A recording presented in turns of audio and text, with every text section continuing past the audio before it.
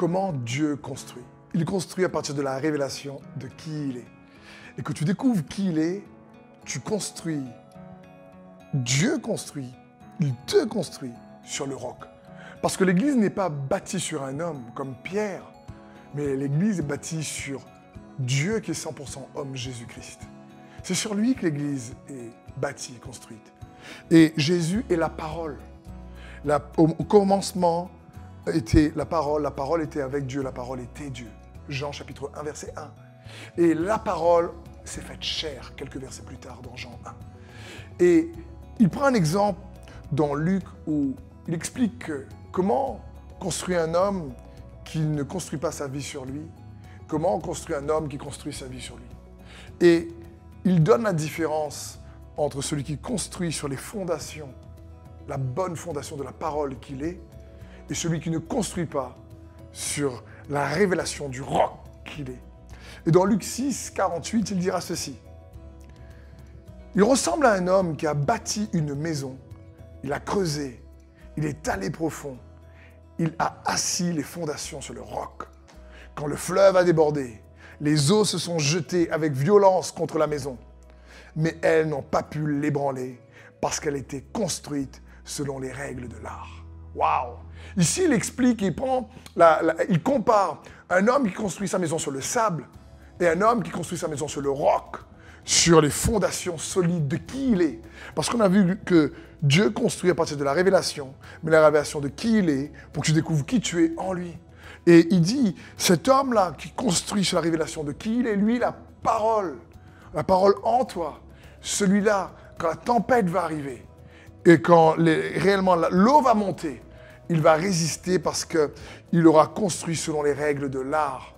Les tempêtes viennent. Ce n'est pas une question de savoir est-ce qu'elles vont venir. La pluie et les tempêtes tombent sur les justes et les injustes. Mais celui qui est en Christ, celui qui construit sa vie sur la parole, sur le roc, celui-là traverse la tempête. Et il nous faut comprendre, c'est avoir la révélation du roc. Quand tu as une révélation qui dit, sur cette pierre, ce roc, je bâtirai mon église. La révélation est un roc, un fondement sur lequel Dieu veut que tu te poses. Et ce fondement sera toujours en lien avec qui il est. Parce que Jésus est l'image originale. La fondation, c'est l'original. C'est comme si, je ne sais pas, tu prends une copie d'une copie, d'une copie, d'une copie, d'une copie, et parfois, à un moment donné, la énième copie a réellement beaucoup de différences par rapport à l'original. Et il ne faut jamais oublier que l'original, c'est Jésus-Christ. Quand Paul dit « Imitez-moi comme j'imite le Christ », il veut encourager les gens, le peuple de Dieu, à discerner le Christ en lui, à connaître l'original. La mesure de qui nous sommes ou qui nous devons devenir, c'est toujours en lui, par lui, avec lui, qui il est, et chercher cela. Dans 2 Corinthiens 3, 18, il est écrit « Nous tous, qui le visage découvert, contemplons, comme dans un miroir, la gloire du Seigneur. Nous sommes transformés en la même image, de gloire en gloire, comme par le Seigneur, l'Esprit. » Quel passage puissant! La transformation se fait toujours selon la même image, l'image de l'original. Et le Saint-Esprit, comme par le Seigneur, nous dit la parole de Dieu ici, l'Esprit. Et le Saint-Esprit était envoyé par Dieu le Père et Dieu le Fils pour façonner le Fils en nous, pour que nous puissions être tous élevés, comme dit l'apôtre Paul dans Éphésiens, à la mesure de la stature parfaite de Jésus-Christ. C'est le rôle du Saint-Esprit. Le sujet préféré du Saint-Esprit, c'est Jésus. Jésus a dit, mais quand l'Esprit de vérité sera venu, il prendra tout ce qui est à moi et il vous le donnera, il vous le révélera. C'est l'Esprit de révélation qui nous inspire pour que nous puissions le connaître. Et quand tu le connais, tu te connais. Et cette révélation-là est comme un roc sur lequel il construit. C'est une fondation parce que tu sais que tu sais que tu sais que ça vient de Dieu. Tu sais que tu sais que tu sais que cette orientation peut-être dans ton travail, cette orientation dans ton couple, ce choix vient non seulement d'une révélation, mais d'une conviction qui vient de lui. Et tu sais à ce moment-là mieux traverser les tempêtes. Tu es préparé pour traverser les tempêtes. Pourquoi? Parce que c'est quoi le but d'une tempête? C'est quoi le but de la tempête? C'est très simple. Le but de la tempête, en réalité, c'est que tu puisses reconnaître ce qui est construit qui vient de Dieu et ce qui est construit qui ne vient pas de Dieu. La tempête va révéler ce qui n'est pas de Dieu. Parce que ce qui vient de Dieu a des fondations solides. Ce qui ne vient pas de Dieu s'écroule.